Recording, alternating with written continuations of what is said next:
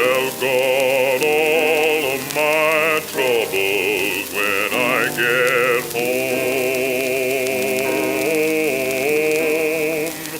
I'm gonna tell God... Hello, and welcome to the History of Africana Philosophy by Chike Jeffers and Peter Adamson, brought to you with the support of the King's College London Philosophy Department and the LMU in Munich, online at historyofphilosophy.net. Today's episode, Dualist Personality, Anton Wilhelm Amo. Who was the first white European scholar to admit that black Africans are capable of sophisticated philosophical reflection? Judging by our story so far, you might think of Placide Tempels, pioneer of 20th century ethnophilosophy. In fact, though, Tempels came along about 200 years late to claim this particular distinction. Already in the year 1733, Johann Gottfried Kraus, the rector of the University of Wittenberg, hailed the achievements of an African philosopher at his institution, and unlike Tempels, he did not assume that it would take a white European to reveal and articulate the philosophical profundity of African thought. To the contrary, the rector pointed out that the continent had long been a source of eloquent wisdom.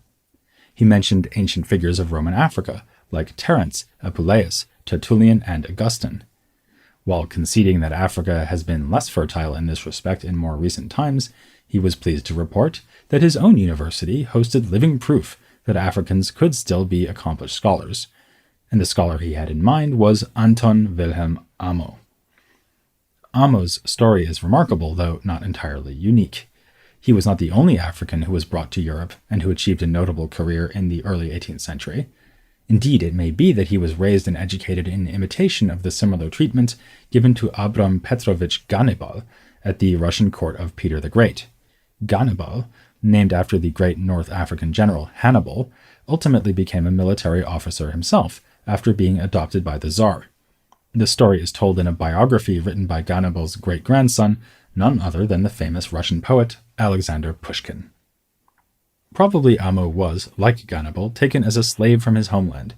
This was Nzima land in modern-day Ghana, meaning that Amo was born into a culture we have often had occasion to mention, that of the Akan, and we'll come back to this point later. Once transported to Europe, Amo evidently received an excellent education while growing up in the household of the Duke of Wolfenbüttel. We know that Amo was baptized there in 1707, but not much else about his early life. It is really with his university career that he arrives in the pages of documented history. He first appears at the University of Halle in 1727, where he studies philosophy and law, then moves to the University of Wittenberg, where he presents his best-known work, an inaugural dissertation on the relation of mind and body, in the year 1734. In 1736, he is found back at Halle, and in 1739 at Jena, where he receives citizenship in 1747. In a document applying for the right to teach at Jena, Amo emphasizes his poverty, giving us the sense of a struggling itinerant academic rather than a creature of courtly success like his Russian counterpart Ganibal. Amo's life story takes an unexpected turn when, for reasons that are unclear, one explanation points to a failed love affair, and many suspect an atmosphere of growing racial intolerance, he returns to his native land, the so-called Gold Coast, which as we said later became the country of Ghana. A contemporary report explains that he was about 50 years old at this time and that he established himself in his hometown of Axim as a kind of diviner or prophet. This may seem surprising, given that, as we're about to see, Amo's written works show him to be a paradigmatic early 18th century thinker, engaging with the thought of philosophers like Descartes and Leibniz.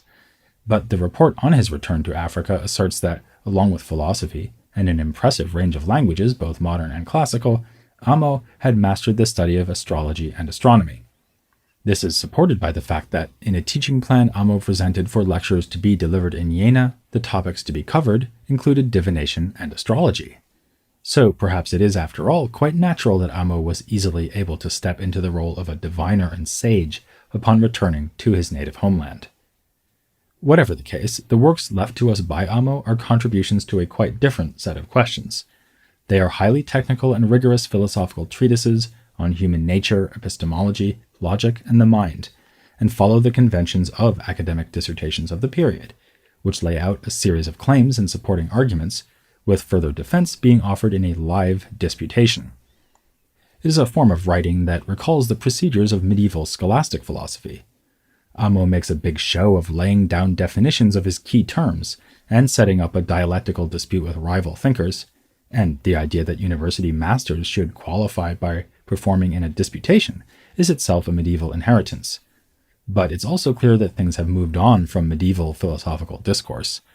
Amo claims to be starting from clear and distinct ideas, a phrase we will readily associate with Descartes, and Descartes himself is one of the targets Amo selects for refutation. All three of Amo's extant works were written in the 1730s. Two were dissertations on the relationship between the mind and the body, presented at Wittenberg, and the third was a treatise on philosophical method published in Halle in 1738. The first dissertation, On the Impassivity of the Human Mind, is his most famous work and one that we will discuss in some detail momentarily. The second, entitled The Philosophical Disputation Containing a Distinct Idea of Those Things that Pertain Either to the Mind or to Our Living and Organic Body, builds on the first dissertation, working out some of its implications. Scholars have often declined to attribute this second dissertation to Amo, as it was defended as a dissertation by one Johann Theodosius Meiner. It has often been assumed that this is a student of Amo's, and the philosophical disputation was merely supervised, rather than written by Amo. This is, as it turns out, a misunderstanding of how defending dissertations in early modern European universities worked. The person defending a dissertation wasn't always the dissertation's author. The content, as well as references in the philosophical disputation to On the Impassivity of the Human Mind, and to both previous works in Amo's third and final extant writing, all make it clear that he, not Meine, is the author of the philosophical disputation. The title of that third and final work, The Treatise on the Art of Philosophizing Soberly and Accurately, makes clear that it is Amo's summation not merely of his thoughts on the relationship between the mind and the body, but of all that is essential for philosophy. He introduces concepts and distinctions of various sorts concerning the nature of things, differences and relations between aspects of thought, and rules for thinking clearly. His definition of philosophy in this work is one that many today might still find attractive and inspiring. Philosophy is the habit of the intellect and of the will, by which we continually undertake to determinately and adequately know things themselves, with certainty to the extent possible, and by means of the application of this sort of cognition, the perfection of man gains in possible increments. Let's now return to his first dissertation, which bears as its full title, On the Impassivity of the Human Mind, or the Absence of Sensation and of the Faculty of Sensing in the Human Mind, and their Presence in Our Organic and Living Body. Actually, that title already provides an adequate summary of Amo's philosophical position in the dissertation. He wants to argue that the mind is not, as some philosophers of the period wanted to claim, affected when we experience sensation. Suppose that you see a giraffe loping across the African savanna and think, what a majestic beast. A natural way to explain this is that your eyes have been affected by the pattern on the giraffe's skin, the lighting conditions, and so on, in order to have a visual experience. Your mind is, in turn, affected by that sensory encounter and moved to think that you are seeing a giraffe. But Amo rejects this apparently common-sense account, and for good reason. He is a strict dualist who refuses to believe that mind can be affected by body. For him, the mental and the physical are two very different kinds of thing. Whereas the body can be passively affected, the mind is a spirit, which means that it is purely active and indeed perpetually engaged in understanding. Since sensation is, for Amo, defined as being really affected by the properties of material things in one's environment, there can be no sensation in the mind. Amo's worry is, to put it mildly, not a new one. Dualist theories of mind go back to antiquity, and throughout that history, dualism has faced the problem of explaining how the soul or mind can interact with the body. If we take seriously the idea that spirit and body are fundamentally different, then the fact that light affecting the eye can yield a judgment in the mind, or that a choice made by the soul could result in the moving of one's arm, may seem downright inexplicable. It would be as if the number 4 were to drink a cup of coffee. Nor is Amo the first dualist who flatly denies that body can affect the mind. In a pleasing coincidence, he isn't even the first African philosopher to deny it. The late ancient Neoplatonist Plotinus, who hailed from Egypt, wrote a treatise which bears a similar, though mercifully briefer, title to that of Amo's dissertation on the impassivity of incorporeal things. But Amo's own points of reference are more recent. He is especially opposed to contemporary thinkers who avoid the problem simply by rejecting strict dualism. Here he would be thinking especially of the vitalist teaching of Georg Ernst Stahl, who believed that the body could interact with the soul in a straightforwardly physical manner, an idea that fit well with medical theories that depicted the human as a psychosomatic unity. Stahl's ideas were dominant at Amo's initial academic environment, the University of Halle. It has been hypothesized that Amo moved from there to Wittenberg in order to find a more congenial intellectual setting where his dualist anthropology would find support. Wittenberg was a redoubt of dualist philosophy, and in particular of the ideas of Christian Wolff, who seems to be the chief inspiration for Amo's own position. One might assume that Amo would see Descartes too as an ally, given that Descartes is the most famous dualist in early modern philosophy, to the point that nowadays philosophers use the term Cartesian as a near synonym for dualism. Yet, as we've mentioned, Amo instead singles him out for criticism. One might say that for Amo, even Descartes himself was not enough of a Cartesian. He takes exception to a passage in which Descartes admits that the mind acts and suffers together with the body. Amo thinks that it would have been more consistent for Descartes to adhere rigorously to a dualist position, according to which the mind's active understanding is in no way passive, and thus cannot suffer or undergo any bodily caused effects. In other words, you are not caused to think you are seeing a giraffe or understand anything about giraffes by seeing a giraffe. Nothing at the bodily level can causally affect the mind. But of course, Amo does not want to deny that the mind somehow registers the presence of a giraffe when one sees a giraffe, or has the idea of giraffes on the basis of encountering them. To the contrary, he adheres to an empiricist theory of knowledge according to which, as he says in the treatise, nothing is in the intellect that was not previously in the senses. This makes us humans different from God or the angels. Whereas those more exalted entities can understand without sensory input, our knowledge is always dependent on the mind's close connection to the body. Once time travel is invented, someone should go back to Amo's defense of his dissertation and push him on this very point. In his writings, at least, he is not very forthcoming about how ideas do appear in the mind, thanks to sense experiences. It seems clear that for him, what happens at the level of sensation is a brute physical or mechanical event, the mere reception of a sensible quality. Somehow the mind is then able to form what Amo calls intentions concerning the qualities that have been received by sensation. This is a purely active process, comparable to the mind's choosing to pursue a certain purpose in practical deliberation. Amo thus refers to both the sensible object and the object of a volition as an end that the mind consciously intends. So, whether you're identifying a giraffe as the majestic beast you are seeing as it lopes across the savannah, or identifying it as the target of some practical choice, perhaps you've decided to give her a birthday present, like an extremely long scarf, the giraffe is the end determined by an intentional, conscious act of the mind. While Amo's view fits into the dualist tradition of Leibniz and Wolff, he is staking out an original position. In particular, he makes no use of the Leibnizian idea of pre-established harmony, whereby events at the level of mind and of body arise independently, yet correspond to one another without any causal influence across the divide. For Amo, the mind does indeed interact with the physical environment, but in a way that is entirely active.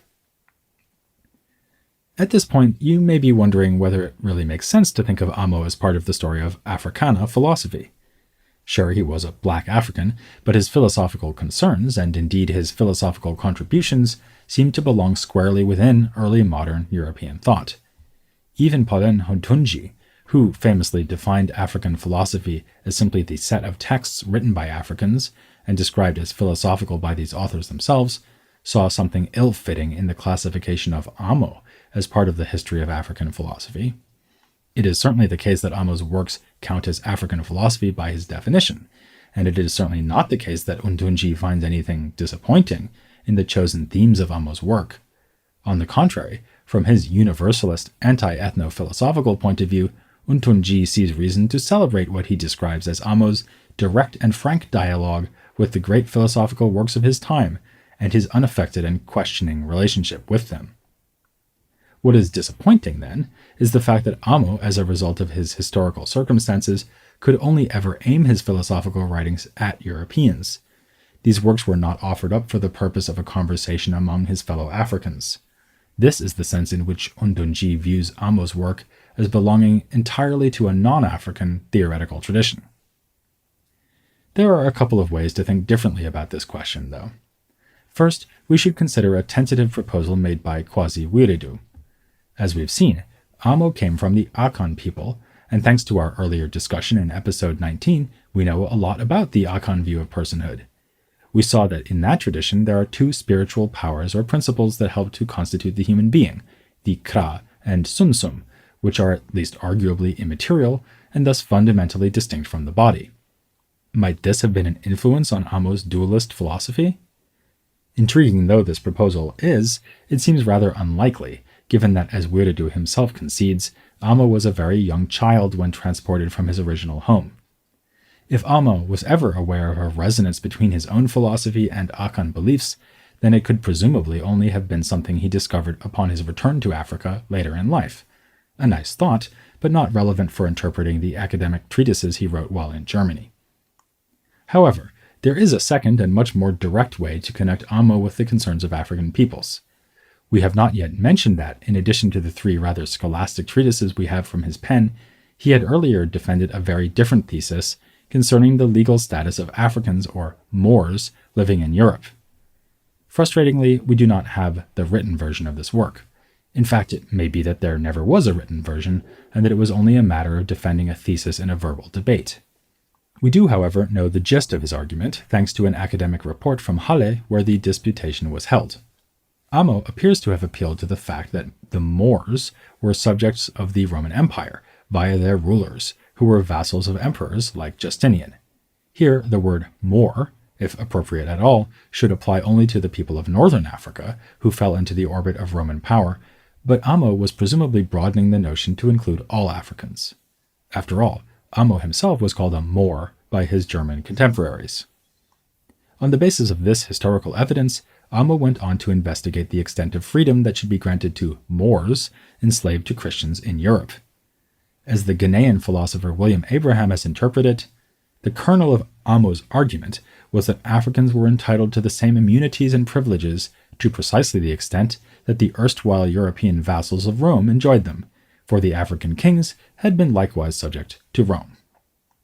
Or, to quote another modern-day scholar, Justin Smith, we have here an argument made by a slave against the legitimacy of the institution of slavery, founded in jurisprudence and historical scholarship on Roman law.